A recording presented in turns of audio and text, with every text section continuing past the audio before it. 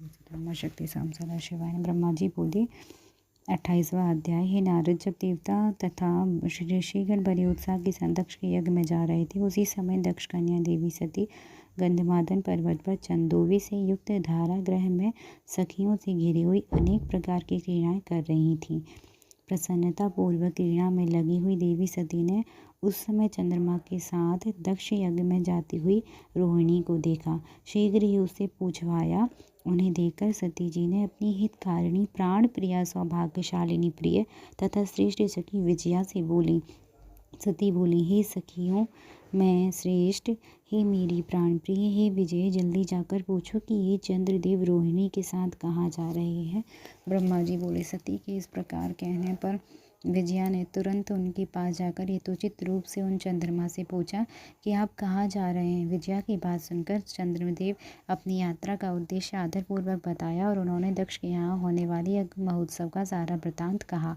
वह सब सुनकर विजया बड़ी उतावली के साथ देवी जी के पास आई और चंद्रमा ने जो कहा था वह सब सती से कह दिया।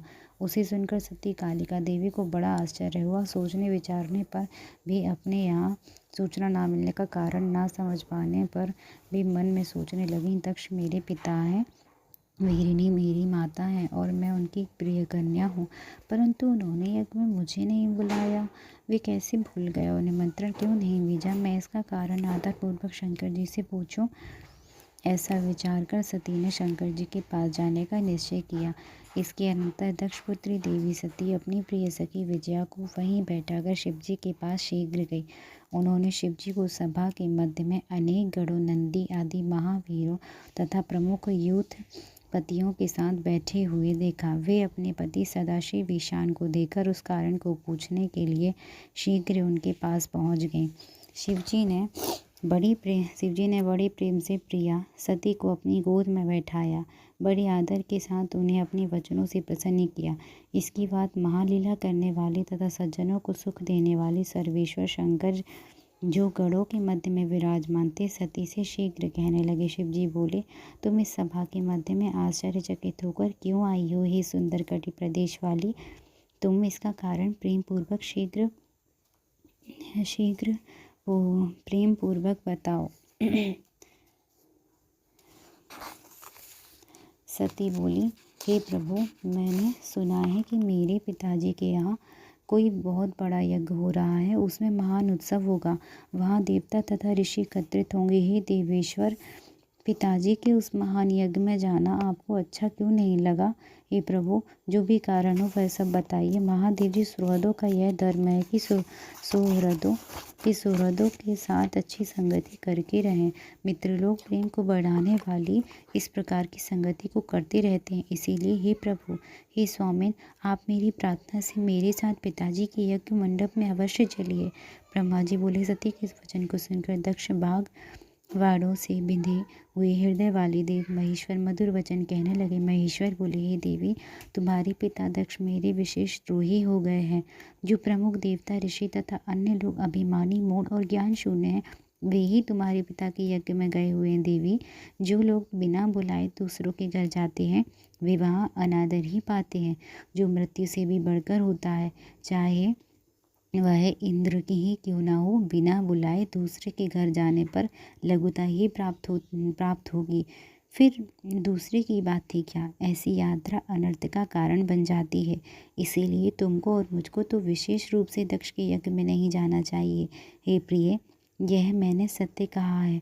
मनुष्य अपने शत्रुओं के बाण से घायल होकर उतना व्यथित नहीं होता जितना अपने संबंधियों से के निंदा युक्त वचनों से दुखी होता है। हे प्रिय, सज्जनों में रहने वाली विद्या आदि 6 गुण जब दुष्ट मनुष्यों में आ जाते हैं तो उनकी स्मृति नष्ट हो जाती है और वे मानी होकर तेजस्वियों की ओर नहीं देखते हैं।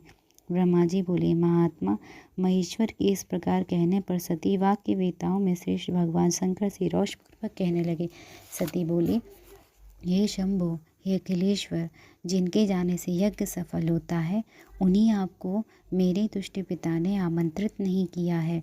हे भव, उस दुरात्मा दक्ष के तथा वहाँ आए हुए संपूर्ण दुरात्मा देवताओं तथा ऋषियों के मनोभावों को मैं जानना चाहती हूँ। अतः हे प्रभु, मैं आज ही अपने पिता के यज्ञ में जा रही हूँ। हे नाथ, हे महेश्वर, आप मुझे वहाँ जाने की आज्ञा प्रदान कीजिए। ब्रह्मा जी बोले, उन देवी के इस प्रकार कहने पर सर्वज्ञ, सर्वद्रष्टा, सृष्टिकर्ता और कल्याण स्वरूप साक्षात भगवान रुद्र सती से कहने लगे। शिवजी बोले, हे देवी, यदि इस प्रकार तुम्हारी रुचि वहाँ अवश्य जाने की है तो हे सुब्रते, मेरी आज्ञा से तुम महाराजाओं के युग उपचार करके बहुत से गुणों से संपन्न हो इस सजे हुए नंदी वृषभ पर सवार होकर शीघ्र अपने पिता के यज्ञ में जाओ। तुम इस पर विभूति वृषभ पर आरूढ़ हो। तब रुद्र के इस प्रकार आदेश देने पर सुंदर आभूषणों अलंकृत तथा सब साधनों से युक्त हो देवी सती पिता के घर की ओर चली। परमात्मा शिवजी ने उन्हें सुंदर वस्त्र, आभूषण, परम उज्ज्वल छत्र, चामर आदि महारोजोचित उपचार दिए। भगवान शिवजी की आज्ञा से 60,000 रुद्रगण भी बड़ी प्रसन्नता और महान उत्साह के साथ कौतूहल पूर्वक गए। उस समय वहाँ यज्ञ में सभी और महान उत्सव हो रहा था। वामदेव के गढ़ों ने शिवप्रिया सती का भी उत्सव मनाया।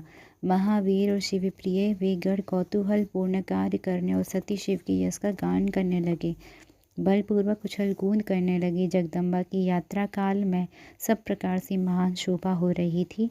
उस समय जो सुखद जय जयकार आदि शब्द उत्पन्न हुआ, उससे तीनों लोग गूंज उठे। जय जय श्री शिव महापुराण 28वें अध्याय की जय हो।